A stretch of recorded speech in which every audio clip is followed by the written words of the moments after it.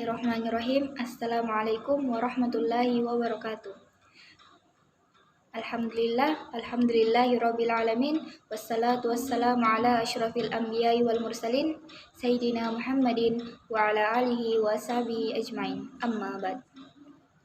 Pertama-tama, marilah kita panjatkan puji syukur atas kehadirat Allah Subhanahu wa taala, karena atas berkat dan rahmatnya kita masih sempat mengerjakan tugas psikologi perkembangan dengan judul konsep dasar psikologi perkembangan. Baik, kami dari kelompok 6 akan membahas 3 pokok pembahasan dari konsep dasar psikologi perkembangan, di mana pembahasan pertama yaitu definisi psikologi perkembangan, yang kedua ruang lingkup psikologi perkembangan, dan yang ketiga prinsip-prinsip psikologi perkembangan. Baik, langsung saja saya persilahkan teman saya Rista Faradila untuk menjelaskan bagaimana itu definisi psikologi perkembangan. Ya, di sini saya akan membahas apa itu definisi psikologi perkembangan. Psikologi berasal dari bahasa Yunani yang artinya jiwa. Logos berarti ilmu pengetahuan. Jadi, secara etimologi, psikologi berarti ilmu yang mempelajari tentang jiwa, baik mengenai gejala, proses, maupun latar belakangnya. Perkembangan menunjukkan suatu proses tertentu, yaitu suatu proses menuju ke depan dan tidak dapat diulangi kembali. Dalam perkembangan manusia, terjadi perubahan-perubahan yang sedikit banyak bersifat tetap dan tidak dapat diulangi. Perkembangan menunjukkan pada perubahan-perubahan dalam suatu arah yang bersifat tetap dan maju. Jadi, psikologi perkembangan adalah bidang studi psikologi yang mempelajari perkembangan manusia dan faktor-faktor yang membentuk perilaku seseorang sejak lahir sampai lanjut usia. Psikologi perkembangan berkaitan erat dengan psikologi sosial, karena sebagian besar perkembangan terjadi dalam konteks adanya interaksi sosial, dan juga berkaitan erat dengan psikologi kepribadian, karena perkembangan individu dapat membentuk kepribadian khas dari individu tersebut. Psikologi perkembangan adalah cabang dari ilmu psikologi yang mempelajari perkembangan dan perubahan aspek kejiwaan manusia sejak dilahirkan sampai mati. Terapan dari ilmu psikologi perkembangan digunakan di berbagai bidang seperti pendidikan dan pengasuhan, pengoptimalan kualitas hidup dewasa, tua, dan penanganan remaja. Menurut Kartini Kartono, jiwa itu dianggap sebagai pusat tenaga batin yang memberikan nafas kehidupan pada manusia dengan segenap tingkah lakunya dan membuat manusia jadi seorang individu yang bersifat khas, unik, serta berbeda dengan orang atau subjek lainnya. Apakah benar jiwa itu sama dengan roh? Lihat lembaran Al-Quran, wahyu Allah Zat yang menciptakan jiwa dan roh itu. Tentang jiwa dalam Quran surah Asy-Syams ayat 7-10 yang berbunyi, Bismillahirrahmanirrahim. Wa nafsin wa ma sawwaha fa alhamaha fujuraha wa taqwaha qad aflaha man zakkaha wa qad khaba man dassaha, yang artinya, dan jiwa serta penyempurnaannya ciptaannya, maka Allah mengilhamkan kepada jiwa itu jalan kefasikan dan ketakwaannya. Sesungguhnya beruntunglah orang yang mensucikan jiwa itu, dan sesungguhnya merugilah orang yang mengotorinya. Quran surah Asy-Syams ayat 7-10. Mungkin itu saja hasil dari pemaparan yang saya jelaskan. Saya persilakan pemateri 2 untuk menjelaskan materi selanjutnya, yaitu ruang lingkup psikologi perkembangan. Terima kasih atas waktu yang telah diberikan kepada saya. Selanjutnya saya akan memaparkan materi selanjutnya, yaitu mengenai ruang lingkup psikologi perkembangan. Nah, berdasarkan ruang lingkup objek yang diteliti, maka psikologi terbagi menjadi 2 bagian, yaitu pertama psikologi umum dan juga psikologi khusus. Nah, yang pertama yaitu psikologi umum, yaitu ilmu jiwa yang mempelajari gejala-gejala kejiwaan manusia dewasa yang normal dan beradab. Selanjutnya yaitu psikologi khusus, yaitu ilmu yang mempelajari sifat-sifat khusus dari gejala-gejala kejiwaan manusia. Pada dasarnya, psikologi umum dipelajari sifat-sifat manusia pada umumnya, yaitu persamaan-persamaan dari manusia dewasa yang normal dan beradab. Nah, sedangkan sifat-sifat kejiwaan manusia yang belum dewasa, yaitu seperti anak, manusia yang tidak normal atau biasa dikenal dengan istilah abnormal, yaitu seperti orang gila. Dan terakhir yaitu manusia yang tidak beradab, yaitu seperti orang primitif. Nah, yang itu semua tidak termasuk dalam ilmu kejiwaan. Nah, melainkan termasuk dalam ilmu khusus. Nah, selanjutnya yaitu dari Ahmadi dan Widodo Supriyoto pada tahun 1991 menyebutkan psikologi khusus, yaitu menyelidiki sifat-sifat yang berbeda pada manusia, seperti berbeda jenis usia, kelamin, dan lain-lain. Nah, adapun yang termasuk dalam psikologi khusus antara lain yaitu pertama, ilmu jiwa anak, yaitu ilmu yang mempelajari jiwa anak sejak lahir hingga dewasa. Kemudian yang kedua yaitu ilmu jiwa perkembangan, yaitu ilmu yang mempelajari bagaimana terjadi dan berkembangnya kehidupan jiwa anak secara normal. Yang ketiga yaitu ilmu jiwa kriminal, yaitu ilmu yang mempelajari masalah yang berhubungan dengan kejahatan, seperti untuk mengetahui dasar dan alasan-alasan berbuat jahat. Selanjutnya yaitu psikopatologi, yaitu mempelajari tentang penyakit-penyakit jiwa dan kelainan-kelainan pada jiwa seseorang. Yang selanjutnya yaitu ilmu watak atau karakterologi, yaitu ilmu yang mempelajari tentang penyakit-penyakit jiwa atau kelamin-kelamin pada jiwa seseorang.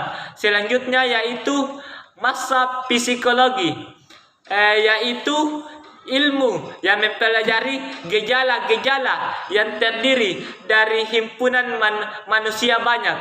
Selanjutnya yaitu ilmu jiwa golongan atau kemasyarakatan, yaitu mempelajari gejala-gejala jiwa dalam golongan hidup seperti guru, hakim, buruh, pelajar, dan sebagainya. Dan terakhir yaitu ilmu jiwa bangsa-bangsa, yaitu mempelajari gejala-gejala yang memengaruhi kejiwaan dan dalam tiap-tiap bangsa, seperti bangsa Indonesia, India, Tionghoa, Jepang, Arab, dan lain sebagainya. Nah, teman-teman, jika dipahami secara cermat dari penjelasan tentang pembagian dan ruang lingkup psikologi yang saya sampaikan sebelumnya, maka dapatlah dimengerti tentang ruang lingkup dari pembahasan ilmu ini sangat luas, yakni sepanjang hidup manusia. Maka pembahasan secara khusus mengenai ilmu psikologi perkembangan yang harus diingat yaitu pertama, psikologi perkembangan merupakan cabang dari psikologi itu sendiri. Kemudian yang kedua yaitu psikologi perkembangan, yaitu objek pembahasan ialah perilaku atau gejala jiwa seseorang. Yang terakhir yaitu tahapannya dimulai dari masa konsepsi hingga masa dewasa. Menurut Muhammad Kasiran pada tahun 1983 menjelaskan bahwa ruang lingkup materi psikologi perkembangan meliputi masa dalam kandungan, anak bayi, anak kecil, anak sekolah, masa pueril, masa pra-remaja, masa remaja, serta masa dewasa. Selanjutnya, saya serahkan kepada rekan saya untuk memaparkan prinsip-prinsip psikologi perkembangan. Kesempatan kali ini saya akan melanjutkan pembahasan yang ketiga, yaitu prinsip-prinsip psikologi perkembangan. Proses pertumbuhan dan perkembangan yang terjadi pada individu manusia mengikuti prinsip-prinsip yang berlaku secara umum, yaitu ada 6. Yang pertama, tipe-tipe perubahan. Tipe-tipe perubahan ini terbagi lagi menjadi 4 bagian, yaitu perubahan dalam ukuran, perubahan dalam proporsi, hilangnya ciri-ciri masa lalu, dan perolehan ciri-ciri yang baru. Kemudian prinsip yang kedua adalah pola pertumbuhan fisik. Prinsip yang ketiga adalah karakteristik perkembangan. Karakteristik perkembangan ini terbagi lagi menjadi 4 prinsip. Yang pertama adalah perkembangan berlangsung dari hal-hal yang bersifat umum ke yang bersifat khusus. Yang kedua, perkembangan itu berkesinambungan. Yang ketiga, setiap bagian tubuh mempunyai kecepatan pertumbuhan sendiri-sendiri. Yang keempat, selalu ada korelasi antara perkembangan yang awal dan perkembangan selanjutnya. Kemudian prinsip yang keempat adalah perbedaan individu. Prinsip yang kelima, pola perkembangan bersifat periodik. Prinsip yang keenam, terdapat tugas perkembangan dalam setiap periode. Pada pembahasan ini akan diterangkan 7 prinsip perkembangan menurut Hurlock. Prinsip-prinsip ini merupakan ciri mutlak dari pertumbuhan dan perkembangan yang dialami oleh seorang anak. Ketujuh prinsip ini antara lain, yang pertama, adanya perubahan manusia. Manusia tidak pernah dalam keadaan statis. Dia akan selalu berubah dan mengalami perubahan, mulai pertama pembuahan hingga kematian tiba. Perubahan ini dapat menanjak, kemudian berada di titik puncak, kemudian mengalami kemunduran. Prinsip yang kedua yaitu perkembangan awal lebih kritis dari perkembangan selanjutnya. Lingkungan tempat anak menghabiskan masa kecilnya akan sangat berpengaruh kuat terhadap kemampuan bawaan mereka. Kemudian prinsip yang ketiga adalah perkembangan merupakan hasil proses kematangan dan belajar. Hubungan antara kematangan dan hasil belajar ini dapat dicontohkan pada saat terjadinya masa peka pada seorang anak. Bila pembelajaran ini diberikan pada saat masa pekanya, maka hasil dari pembelajaran ini akan cepat dikuasai oleh anak. Demikian pula sebaliknya.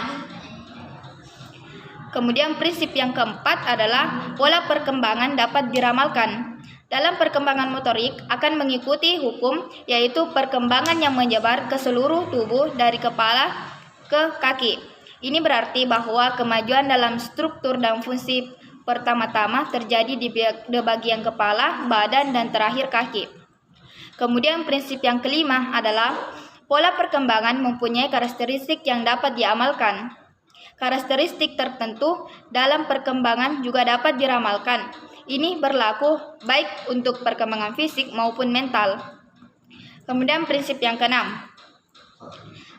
Prinsip yang keenam yaitu terdapat perbedaan individu dalam perkembangan. Kecepatan perkembangan anak berbeda, tetapi pola perkembangan tersebut memiliki konsistensi perkembangan tertentu. Pada anak yang memiliki kecerdasan rata-rata akan cenderung memiliki kecerdasan yang rata-rata pula ketika menginjak tahap perkembangan berikutnya. Kemudian prinsip terakhir yaitu prinsip setiap tahap perkembangan memiliki bahaya yang potensial. Pola perkembangan tidak selamanya berjalan mulus. Pada setiap usaha mengandung bahaya yang dapat mengganggu pola normal yang berlaku. Beberapa hal yang dapat menyebabkan antara lain dari lingkungan dari anak ini sendiri. Itulah materi yang sempat saya sampaikan. Selanjutnya saya serahkan kepada rekan saya untuk menyampaikan kesimpulan. Terima kasih atas kesempatan yang diberikan kepada saya.